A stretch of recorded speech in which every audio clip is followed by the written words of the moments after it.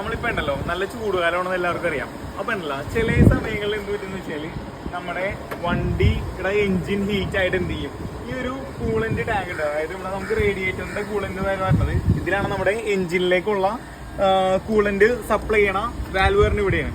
അപ്പൊ ഇതിന് എന്ത് ചെയ്യും, ചൂടായി കഴിയുമ്പോൾ ഇതിന് കൂളന്റ് എന്ത് ചെയ്യും, പുറത്തേക്ക് ചാടും. അപ്പൊ അങ്ങനെ ഒരു സിറ്റുവേഷൻ വരുമ്പോൾ നമ്മൾ എന്ത് ചെയ്യണം, കുറച്ചുകൂടി നമ്മൾ ഈ പെട്ടെന്ന് ക്യാപ്പ് തുറക്കരുത്. കാരണം ഹൈ പ്രഷറിൽ നല്ല ചൂടിലായിരിക്കും ഇരിക്കുന്നത്. ആ ഒരു ടൈമിൽ ഇത് തെറിച്ചു പോകാനുള്ള ഒരു ചാൻസ് ഉണ്ട്.